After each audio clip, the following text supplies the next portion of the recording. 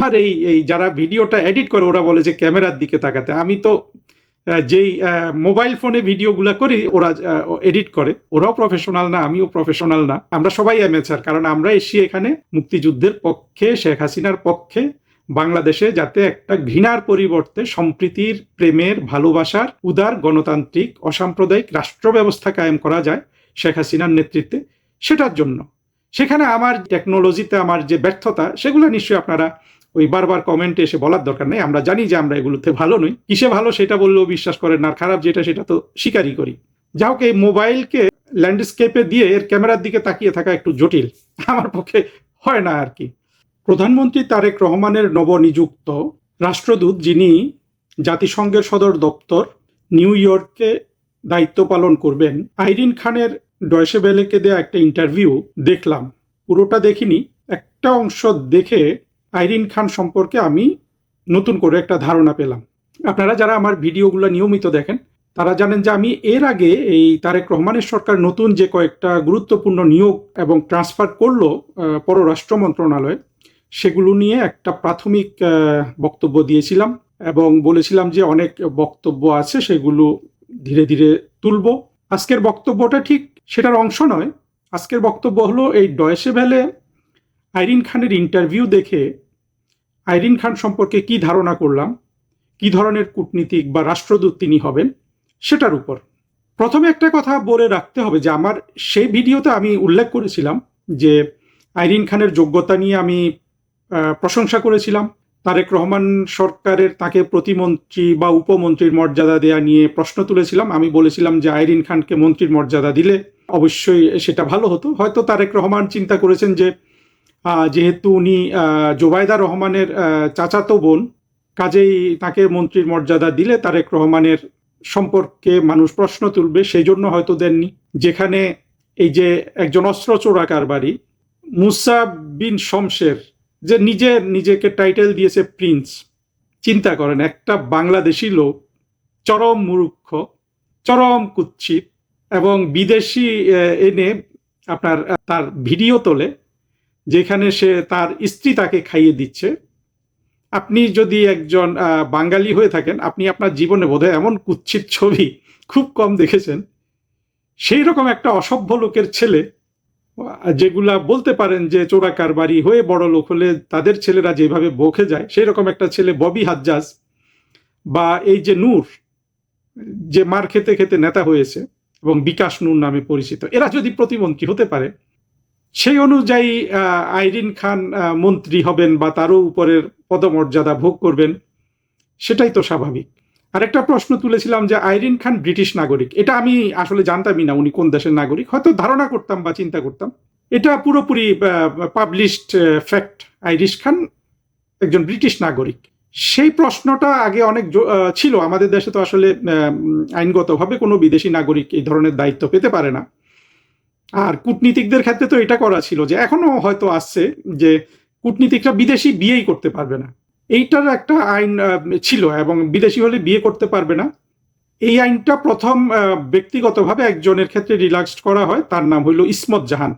অতি স্বার্থপর কিন্তু তথাকথিত ভালো কূটনীতিক হিসাবে পরিচিত, যার মা আওয়ামী লীগ করে, কি করে না করে, আওয়ামী লীগ থাকলেও সে ভালো পজিশন পায়, যেহেতু শেখ হাসিনা মেয়েদেরকে যথাযোগ্য মর্যাদা দেন, আবার বিএনপির ক্ষেত্রেও পায়। এই ধরনের একটা মহিলা, সে বেলজিয়ামের রাষ্ট্রদূত ছিল, অনেক কিছু ছিল। সে একজন বেলজিয়ান নাগরিককে বিয়ে করবে, এই জন্য ওই ফখরুদ্দিন সাহেবের সময়ে যে তত্ত্বাবধায়ক সরকার ছিল তারা তার ক্ষেত্রে আইনটা শিথিল করে। এই প্রথম একজন বাংলাদেশি কূটনীতিক বিদেশিকে বিয়ে করে, ইসমত জাহান। পরবর্তীতে ইসমত জাহানের তখন অনেক বয়স, তখনই বয়স 55 টাইপ বা এর উপরে হবে। এই সুযোগ নিয়ে আরো দুই একটা ছেলে মেয়ে বিয়ে করেছে। আমি এটা আইন ছিল যে বিয়ে করতে পারবে না বাংলাদেশি কূটনীতিকরা, এটাই আইনটাই পালন করা হতো। এবং এই ইসমত জাহান যেহেতু ক্ষমতাশালী মহিলা, তার দুলাভাই হেমায়েত উদ্দিন ছিল পাকিস্তানপন্থী অফিসার, সে তখন আবার ফরেন সেক্রেটারি ছিল। এই ইসমত জাহানকে যখন বিদেশি নাগরিক, সম্ভবত বেলজিয়ান নাগরিক, কারণ বেলজিয়ামে বিয়ে করেছে এবং ইসমত জাহান পরবর্তীতে বেলজিয়ামে স্থায়ী হয়ে গেছে। ইসমত জাহানের মতো যদি কেউ হতে পারে, তার জন্য তো কোনো আইন চেঞ্জ করা আসলে কোনো বিষয়ই না। একটা মানুষ যত ধরনের স্বার্থপর হতে পারে, এগুলা তাই। সেই সুযোগে আরো দুইটা আমার জানা মতো দুইটা ছেলে বিদেশি নাগরিক বিয়ে করেছে। অর্থাৎ বিদেশি নাগরিক বিয়ে করাই কিন্তু বাংলাদেশি কূটনীতিকদের জন্য নিষিদ্ধ। আইন তুলে দেওয়া হয় নাই, এখন ব্যক্তি বিশেষ অর্থাৎ যে দরখাস্ত করবে তাকে, যেহেতু ইসমত জাহানকে দিয়েছে সরকারগুলো, তো আর সেটা মানা করতে পারে না। তবে এই আইনটাও কিন্তু অন্যায্য একটা আইন, বরঞ্চ কূটনীতিকদের বেশি বেশি বিদেশি বিয়ে করতে দেওয়া উচিত। কেন জানেন? এটা দেওয়া উচিত এই জন্য যে কূটনীতিটাই হলো যে পাবলিক রিলেশনস। আপনি যত বেশি মানুষের সাথে সম্পর্ক করবেন, যত বিদেশিদের সাথে সম্পর্ক করবেন, সেটা তত ভালো। এই নিয়ম দেখেন ভারতে কিন্তু এখন ভারতের যে পররাষ্ট্রমন্ত্রী আছে ডক্টর জয়শঙ্কর, ওনার স্ত্রী কিন্তু জাপানিজ, উনি জাপানে চাকরি করেছেন বা কিছু একটা করেছেন, জাপানি নাগরিক বিয়ে করেছেন, তাতে তিনি ভারতের পররাষ্ট্র সচিব হয়েছেন, মন্ত্রী হয়েছেন, কোনো কিছু কিন্তু সমস্যা হয়নি। যাই হোক, আমাদের আইন আছে যে কূটনীতিকরা বিদেশি নাগরিকই বিয়ে করতে পারবে না। এখন দেখা যাচ্ছে যে বিদেশি নাগরিককেই আমরা রাষ্ট্রদূত বানিয়ে দিচ্ছি, সেটাকেও আমি বড় চোখে দেখি না। এই জন্য যে 2024-এর জঙ্গি উত্থানের পর তো আমাদের রাষ্ট্রটা এক ঝাঁক বিদেশি এসে শোষণ করেছে, শাসন করেছে। ইউনুস কত দেশের নাগরিক, সেটা তো কলিমুল্লাহ বলার পর, প্রফেসর কলিমুল্লাহকে তো ইউনুস দিয়ে দিল, জেলে দিয়ে দিল। পরে এসে তারেক রহমান সাহেব এসে নাকি তার চাকরিটাও চলে গেছে। তবে শুনেছি এই কলিমুল্লাহ সাহেব নাকি জেল থেকে মুক্তি পেয়েছে। ইউনুস, তারপরে আলী রিয়াজ, এইরকম অনেকগুলা বিদেশি নাগরিক এসে বাংলাদেশ শাসন করলো না? সেক্ষেত্রে একজন বিদেশি নাগরিক যার অরিজিন বাংলাদেশে, তিনি রাষ্ট্রদূত হয়েছেন, এটাকেও আমি খুব একটা আসলে গুরুত্বপূর্ণ মনে করি না। আর আমি এটাও বলেছি যে আইরিন খান ইতিমধ্যে যতটুকু প্রমিনেন্স, উনি জাতিসংঘের একটা বিষয়ে চাকরি করেন, সেটা হলো বাকস্বাধীনতা। এই ব্রিটিশ মুসলিম নিশ্চয়ই বাকস্বাধীনতা ভালোই বোঝেন। আমি আশা করব যে তিনি বাংলাদেশের বাকস্বাধীনতার ব্যাপারে কি বলেন টলেন, এগুলো দেখতে চেয়েছিলাম। আসলে যা দেখলাম সেটা বলছি, কিন্তু আসলে এই ব্যাকগ্রাউন্ডগুলো আমাদের একটু বোঝা উচিত। আগের বক্তব্যে আমি যেটা বলেছিলাম সুস্পষ্টভাবে, যে আইরিন খানের সম্পর্কে আপনি এই যে এতক্ষণ যতগুলা কথা বললাম, কোনোটাই কিন্তু তার বাংলাদেশের রাষ্ট্রদূত হওয়ার ক্ষেত্রে অন্তত আমার কাছে কোনোভাবে বাধা নয়। যেই জায়গাটায় আমার আইরিন খানের বাংলাদেশের রাষ্ট্রদূত হওয়ার বাধা, সেটা তারেক রহমানের জন্য কিন্তু আবার বাধা নয়। কারণ আইরিন খান একজন পাকিস্তানি সেকুলার। আপনারা যদি পাকিস্তানি সেকুলার বুঝতে চান, যে যেটা আসলে বাংলাদেশের মুক্তিযুদ্ধের পক্ষে শক্তির জন্য বোঝা অত্যন্ত জরুরি, আমাদের কতগুলো জিনিস বোঝার ক্ষেত্রে পাকিস্তানি সেকুলার কিভাবে এর উদ্ভব হলো, এদের কি মানসিকতা, কিভাবে এরা নাস্তিক হয়েও 2024-এর জঙ্গিদের সাথে উত্থানে শরিক হলো, এই জিনিসটা বোঝা, অনুধাবন করা অত্যন্ত জরুরি। এটা একটা অত্যন্ত জটিল মনস্তত্ত্ব। সেই জিনিসটা আমি ইতিমধ্যে ব্যাখ্যা করেছি। যারা আমার ভিডিওগুলো শুনেন তারা নিশ্চয়ই দেখেছেন। আমার এই যারা ভিডিওটা এডিট করে ওরা বলে যে ক্যামেরার দিকে তাকাতে। আমি তো যেই মোবাইল ফোনে ভিডিওগুলো করি, ওরা এডিট করে, ওরাও প্রফেশনাল না, আমিও প্রফেশনাল না, আমরা সবাই অ্যামেচার। কারণ আমরা এসে এখানে মুক্তিযুদ্ধের পক্ষে, শেখ হাসিনার পক্ষে, বাংলাদেশে যাতে একটা ঘৃণার পরিবর্তে সম্প্রীতির, প্রেমের, ভালোবাসার, উদার, গণতান্ত্রিক, অসাম্প্রদায়িক রাষ্ট্র ব্যবস্থা কায়েম করা যায় শেখ হাসিনার নেতৃত্বে, সেটার জন্য। সেখানে আমার যে এই টেকনোলজিতে আমার যে ব্যর্থতা, সেগুলো নিশ্চয়ই আপনারা ওই বারবার কমেন্টে এসে বলার দরকার নেই। আমরা জানি যে আমরা এগুলোতে ভালো নই। কিসে ভালো সেটা বললেও বিশ্বাস করে না, খারাপ যেটা সেটা তো স্বীকারই করি। যা হোক, এই মোবাইলকে ল্যান্ডস্কেপে দিয়ে এর ক্যামেরার দিকে তাকিয়ে থাকা একটু জটিল, আমার পক্ষে হয় না আর কি।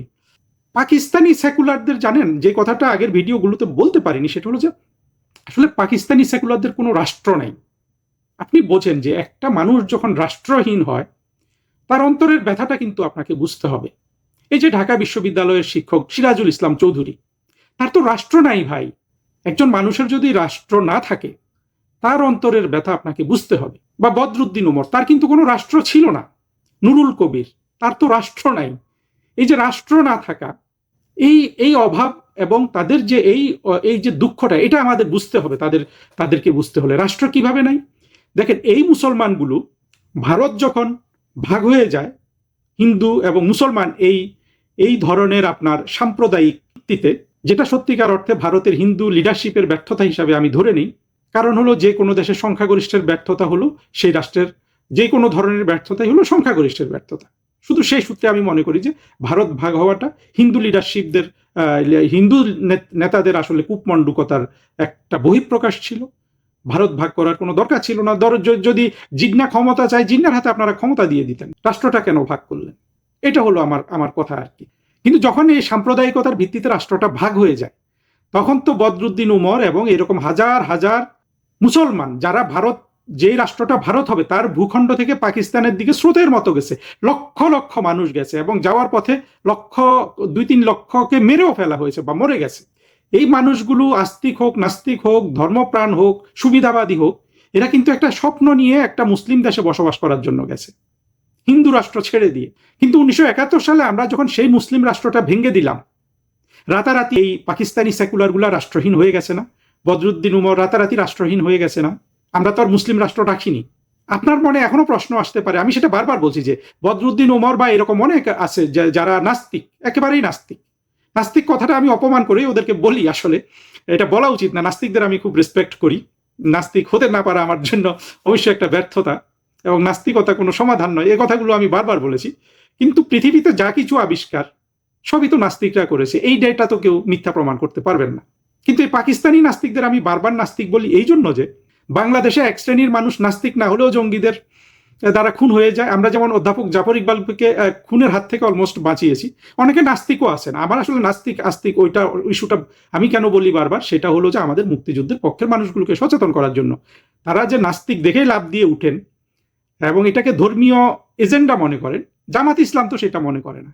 জামাত ইসলাম কিন্তু তার পক্ষে কোনো নাস্তিক গেলে তাকে খুব সযতনে রক্ষা করে, যেমন বদরুদ্দিন ওমর, সিরাজুল ইসলাম চৌধুরী, ফরহাদ মজহার, সলিমুল্লাহ খান, নুরুল কবিরের কথা বলতে পারবো না, শুনেছি সে বামপন্থা টামপন্থা করে। প্রকৃত বামপন্থী তো নাস্তিক, নাস্তিক না হয়তো আসলে বামপন্থী হবেন নাস্তিক হবেন না, এটা কিন্তু হয় না। কোনো মানুষ যদি বামপন্থী হয় এবং নাস্তিক না হয় তাহলে সে প্রচন্ড ভেজালযুক্ত মানুষ, যেমন মাওলানা ভাসানী।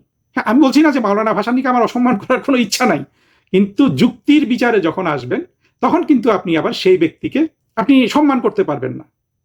অর্থাৎ বামপন্থী কমিউনিজম, যেটা সোশ্যালিস্ট কমিউনিস্ট, তাদেরকে নাস্তিক হতে হবে। পরিপূর্ণ নাস্তিক না হলে কেউ যদি বলে যে আমি কমিউনিস্ট পার্টি করি, আমি বামপন্থী করি, সে ভণ্ড, সে প্রতারক।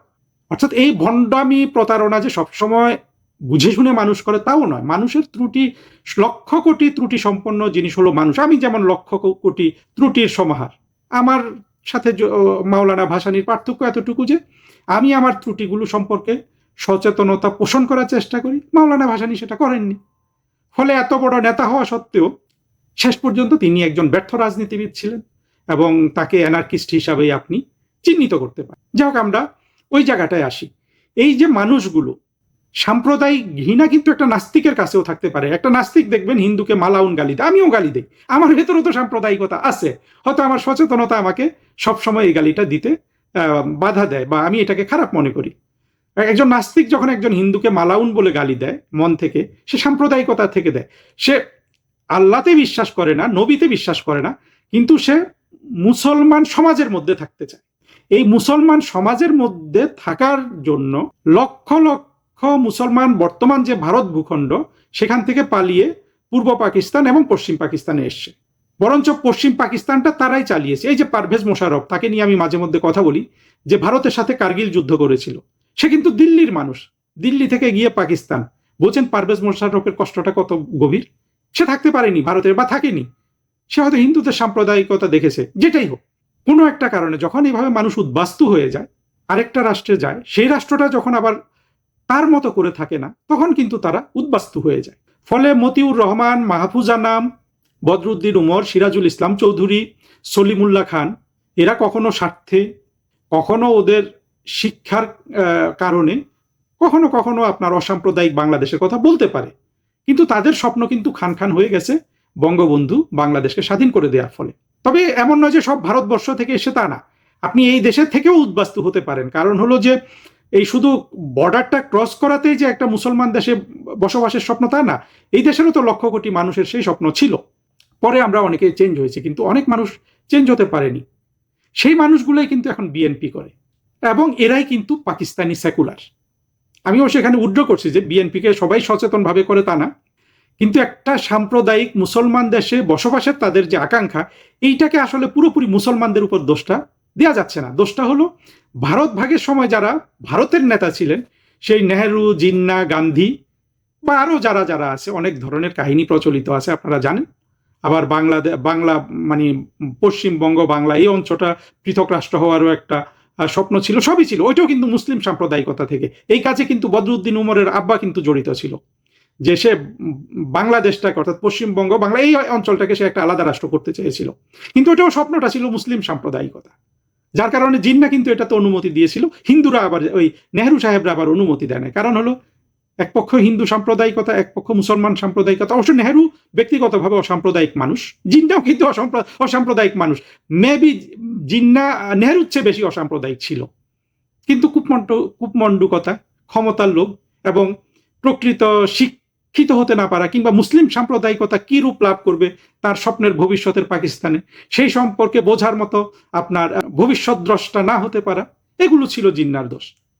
যাই হোক, আমরা মূল বক্তব্যে ফিরে আসি। মূল বক্তব্য হলো এই যে আইরিন খান, দেখেন আইরিন খান একজন পাকিস্তানি সেকুলার, তার হয়তো পিতামাতা বাংলাদেশের কোন দেশের আমি মানে সিলেট বা কোথাও হবে, কিন্তু তারা তো পাকিস্তান রাষ্ট্রটিতে বসবাস করতে চেয়েছিলেন।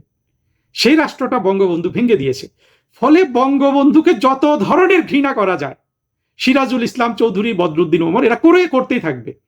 এর জন্য এদের আসলে আপনি কতটা দোষ দিতে পারেন? মানুষকে তো আসলে কোনো দোষ দেয়া যায় না, তার পরিস্থিতি, তার শিক্ষা, তার বেড়ে ওঠা সবকিছু মানুষের দোষ গুণের জন্য দায়ী। আর যারা এরকম স্টেটলেস হয়ে যায় আসলে, যেমন আইরিন খান, উনি ব্রিটিশ সিটিজেন, এরা সংস্কৃতিহীন মানুষ, কৃষ্টিহীন মানুষ।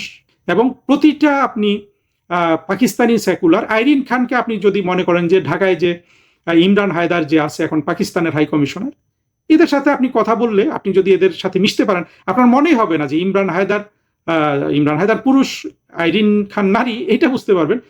বাট এদের আর কোনো কিছুতে আপনি কিন্তু কোনো পার্থক্য খুঁজে পাবেন না। এটা কিন্তু তাদের দৃষ্টিভঙ্গি থেকে দেখলে, নুরুল কবির, আইরিন খান, তাদের ব্যথাটাও কিন্তু আমাদের বুঝতে হবে। আমরা যখন ভবিষ্যতে মুক্তিযুদ্ধের বাংলাদেশ গড়ব, এই পাকিস্তানি সেকুলার যারা মনোজগতে পাকিস্তান চান কিন্তু বাংলাদেশে তাদের দুর্ভাগ্যজনকভাবে বসবাস করতে হবে, তাদের মনের কষ্টটা যদি আমরা বুঝতে পারি, আমরা তাদের সাথে তাদেরকে বেটার অফার দিতে পারবো। সহানুভূতি কিন্তু কাউকে কোনো কিছু অফার করার পূর্ব শর্ত। আমি এদের প্রতি যথেষ্ট পরিমাণে সহানুভূতিশীল, আর আমি তো মানুষ হিসাবে মানবিক। জঙ্গিরা খুন ঘৃণা ছড়িয়েছে, আমি বারবার বলছি যে আমরা কিন্তু মুক্তিযুদ্ধের পক্ষের মানুষ। খুন ঘৃণা আমাদের সংস্কৃতি নয়, আমাদের উদ্দেশ্য নয়। আমাদের উদ্দেশ্য হলো যে আপনার সম্প্রীতির পথ এবং ন্যায় বিচারের পথ। এখন আইরিন খানের ওই ইন্টারভিউর কথাটাতে আসি। আইরিন খান ইন্টারভিউতে চাতুর্যের অংশ নিয়েছে। চাতুর্যটা কি? তাকে ওই ইন্টারভিউয়ার, ডয়চে ভেলের যে ছেলে, সেও তো পাকিস্তানি, অর্থাৎ বাংলাদেশের অবশ্যই নাগরিক হতে পারে, কিন্তু সে তো এই যে খালিদ মুহিউদ্দিন, এরা সবাই তো আসলে পাকিস্তানি সেকুলার। লক্ষ কোটি পাকিস্তানি সেকুলারে বাংলাদেশ ভর্তি। আর এদের যে ইন্টেলেকচুয়াল অংশটা, এটা কিন্তু বাংলাদেশের একটা কঠিন সমস্যা, যেটা আমাদের সমাধান করতে হবে। সে প্রশ্ন করছে যে ওই জাতিসংঘের যে রিপোর্ট করেছিল, সেই রিপোর্টের উপর আইরিন খানকে যখন প্রশ্ন করে, আইরিন খান চাতুর্য করেছে, কিন্তু আসলে প্রশ্ন উত্তর এমনভাবে দিয়েছে যে নিজে স্ববিরোধী কথাবার্তা বলেছে। আইরিন খান বলল যে এটা 8ই আগস্ট পর্যন্ত জাতিসংঘ তদন্ত করেছে, 8ই আগস্টের পরে তদন্ত করে নাই। এটার উত্তর আইরিন খান আবার দিচ্ছে যে একটা ডেট তো থাকতে হবে। তারপর আইরিন খান বলছে যে জাতিসংঘ মিথ্যা কথা বলে জাতিসংঘের কি স্বার্থ আছে। এই দুটো কথার জবাব দিয়ে এই ভিডিওটা শেষ করে দিব। প্রথম কথা, আইরিন খান, আপনি কি জানেন না ইউনুস 8 তারিখ ক্ষমতা গ্রহণ করছে? ইউনুস 8 তারিখ পর্যন্ত প্যারিসে বসেছিল যাতে জঙ্গিরা যথেষ্ট পরিমাণে আওয়ামী লীগ খুন করতে পারে। আপনি জানেন না আইরিন খান এগুলো? আপনি তো হিউম্যানিস্ট, আপনি মানবাধিকার কর্মী, অ্যামনিস্টি ইন্টারন্যাশনালের প্রধান ছিলেন 9 বছর। আপনি বাংলাদেশের অনেক প্রতিষ্ঠানের সাথে জড়িত, কি কলাম টলাম লেখেন ওগুলো আমি অবশ্য জানি না, কারণ আপনারা বুঝতে পারছেন যারা আমার এই বক্তব্য দেখছেন, যারা পাকিস্তানি সেকুলার এবং ইন্টেলেকচুয়াল, এদেরকে আমি ইন্টেলেকচুয়ালি মনে করি না। ইন্টেলেকচুয়াল হতে হলে আপনাকে প্রথমেই সংস্কারবিহীন মানুষ হতে হবে। কোনো ধরনের সংস্কার মনের মধ্যে পুষে রেখে কেউ কখনো ইন্টেলেকচুয়াল হতে পারে না। এই পাকিস্তানি সেকুলার ইন্টেলেকচুয়ালরা বাংলাদেশে বসে কোনোদিন ইন্টেলেকচুয়াল হতে পারবে না। সেই জন্য আমরা সলিমুল্লাহ খান, ফরহাদ মজার, এদের মধ্যে এত গোজামিল দেখি। এরা যদি পাকিস্তানে চলে যায় আবার কিন্তু সেখানে ইন্টেলেকচুয়াল হতে পারবে, কারণ ওদের থট প্রসেসে কিছু কিছু তখন যুক্তি আহরণ করা সম্ভব হবে। এখন সেটা তাদের পক্ষে সম্ভব হচ্ছে না, কারণ তাদের রাষ্ট্রই তো নাই। তাদের প্রথম এবং প্রধান স্বপ্ন হলো যে রাষ্ট্র, ওই যে ফরহাদ মজার কিন্তু বারবার বলে রাষ্ট্রটা নির্মাণ করি, রাষ্ট্রটা নির্মাণ করি। ও আসলে যেটা নিজেও বোঝে না, যে পাকিস্তানটাকে নির্মাণ করতে চায়, অর্থাৎ বাংলাদেশটাকে সে পাকিস্তান করতে চায়, আরেকটা পাকিস্তান হবে কিংবা পাকিস্তানের সাথে সংযুক্ত একটা রাষ্ট্র হবে। সেইটাকে সে বোঝাতে পারে না, বা বোঝাতে গেলে সে হয়তো ভাবে যে সে এখন যেভাবে মানুষকে বোকা বানাচ্ছে সেটা করা সম্ভব হবে না, কিংবা সে বোঝেও না যে সে কি বলতে চায়, রাষ্ট্র নির্মাণ বলে।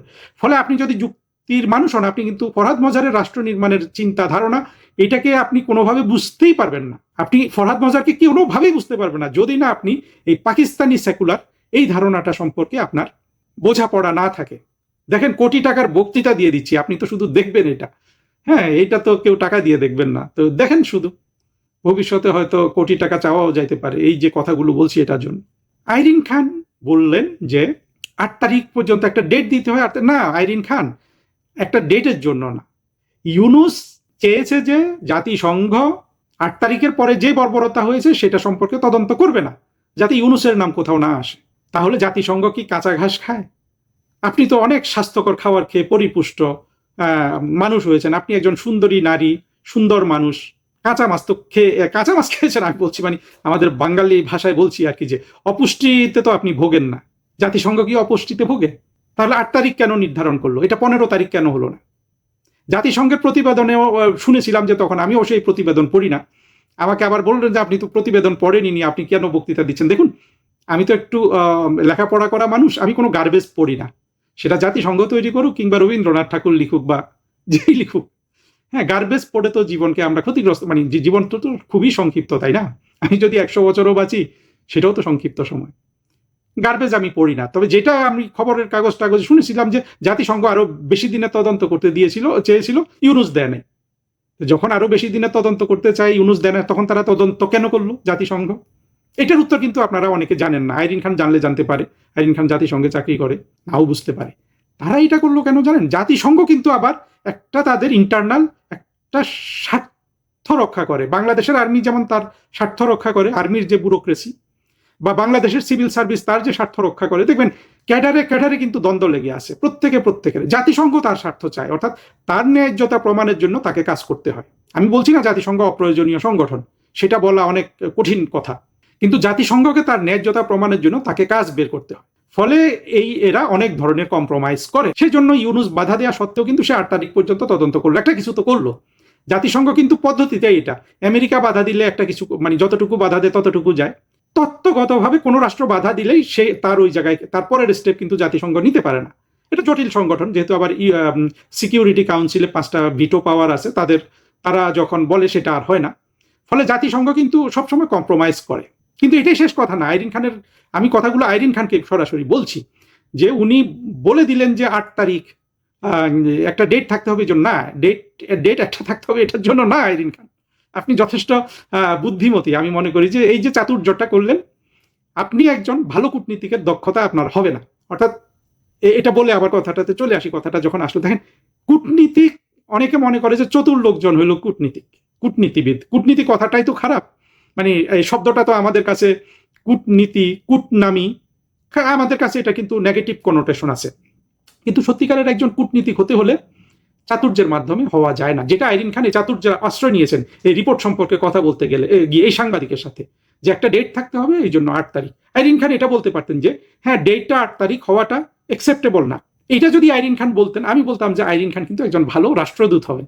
আর আইরিন খান যদি ৮ তারিখ ডেটটা অ্যাকসেপ্টেবল না বলতেন ডয়েচে ওয়েলেকে, আইরিন খানের কি নিয়োগ তারেক রহমান বাতিল করে দিতেন না। আবার আইরিন খান সম্পর্কে অনেক জায়গায় কিন্তু ধারণা করা হচ্ছে সে আবার নতুন ডিপ স্টেটের নিয়োগ, যেটা আমরা ইউনুসের ক্ষেত্রে দেখেছি। ইউনুস ঠিক ডিপ স্টেটের নিয়োগ না হলেও পশ্চিমারা এভাবে অনেক লোকজনকে আপনার পেলে পুষে বড় করে। আমাদের দুঃখ এবং দুর্ভাগ্য যে ইউনুসের মতো এত বদমাস তারা কাউকে তো তৈরি করে নাই। আমি আশা করবো আইরিন খানকে যদি সেরকম কেউ চুজ করে থাকে, উনি এতটা ইউনুসের মতো খারাপ হবেন না। আমরা আইরিন খানকে আরো ভালো মানুষ হিসাবে দেখতে চাই। কিন্তু এই যে চাতুর্যটা আইরিন খান করলো না, এই প্রথম যদি তার একটা পাবলিক ডিপ্লোমেসি বলে থাকেন, সেইখানে আইরিন খান তার যে মাইন্ডসেট দেখিয়েছেন, মাইন্ড অ্যান্ড মাইন্ডসেটের মধ্যে পার্থক্যটা তো আপনারা সবাই নিশ্চয়ই বোঝেন। মাইন্ডসেট হলো ঠিক একটা অস্বাভাবিক মাইন্ড, যদি সহজভাবে বলতে যাই আর কি। সেখানে আইরিন খানের যে মাইন্ডসেট আমরা দেখলাম, সেটা ঠিক ভালো কূটনীতিক হওয়ার জন্য ভালো নয় আর কি। তবে মন্দ কূটনীতিকরা হয় ট্রানজ্যাকশনাল। আপনার কূটনীতি দুটো জিনিস হয়। ট্রানজ্যাকশনাল কূটনীতি কোনো কূটনীতি না, যে কেউ করতে পারে। ট্রানজ্যাকশনাল কূটনীতিটা কি? যে আপনি আমাকে এ দিবেন, আমি আপনাকে বি দিব।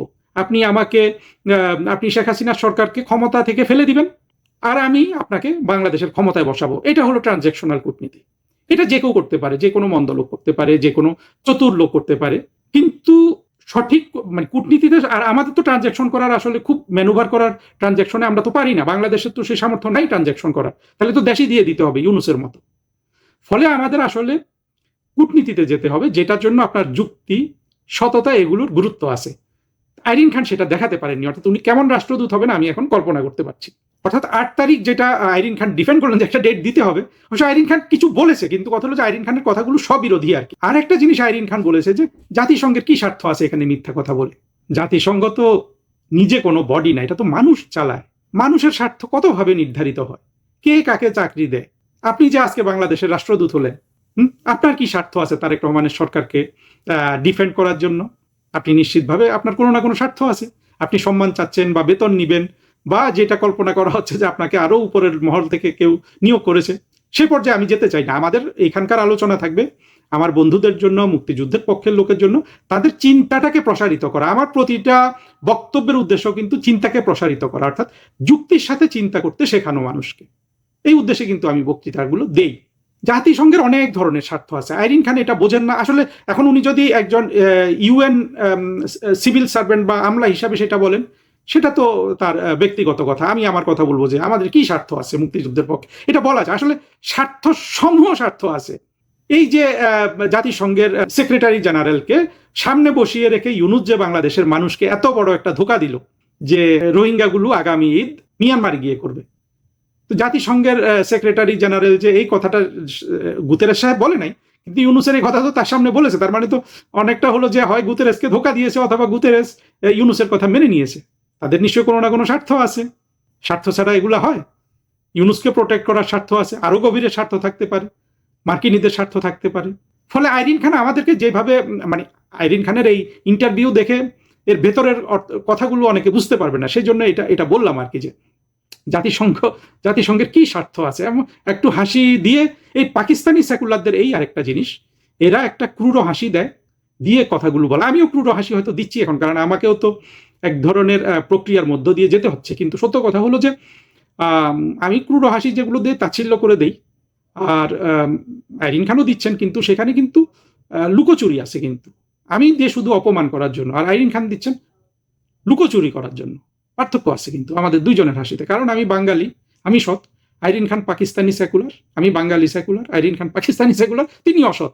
আর পাকিস্তানি সেকুলাররা গিয়ে কিন্তু দেখেন পাকিস্তানটাকে ধ্বংস করে, পাকিস্তান না, আইরিন খানকে বলছি না ব্যক্তিগতভাবে, এই যে রূপা হক নামে একটা মেয়ে আছে, ব্রিটিশ এমপি, তার মন মানসিকতা দেখেন। কিছু বললাম না, কারণ ব্রিটিশ সরকারের অংশ, খারাপ কথা বলা সবসময় তো বলি, আজকে হয়তো বলছি না। এরা আসলে অবশ্য যুক্তরাজ্যের লোকজন নিশ্চয় বুদ্ধি শুদ্ধি আছে, তারা এগুলো দেখবে যে রাষ্ট্রটা, মানে ইউকের মতো একটা গণতান্ত্রিক সমাজকে এরা জঙ্গিবাদে ভরে তুলছে। এদের কোনো সংস্কৃতি নাই। এই পাকিস্তানি সেকুলারগুলা যেগুলা ইউকেতে গেছে, সংস্কৃতিহীন, কৃষ্টিহীন, আপনার শিকড়বিহীন মানুষ কিন্তু পাকিস্তানি সেকুলাররা, যার একটা সম্মানিত সদস্য হলেন আইরিন খান। এই সমালোচনাগুলো আমার আসলে প্রাসঙ্গিকভাবে, আমি আইরিন খানকে ব্যক্তিগতভাবে উদ্দেশ্য করে বলতে চাই না। আইরিন খানকে আমি তো বললাম যা যা করার সেটা তারেক রহমানের সরকার পরিপূর্ণভাবে করে নাই। ওনাকে পূর্ণমন্ত্রীর মর্যাদা দেওয়ার দরকার ছিল, যতটুকু তার অর্জন। কিন্তু সত্য কথা হলো যে উনি ভালো রাষ্ট্রদূত হতে পারবেন না। আর মাইন্ডসেট যেটা, এটা আসলে রাতারাতি চেঞ্জ করা যায় না।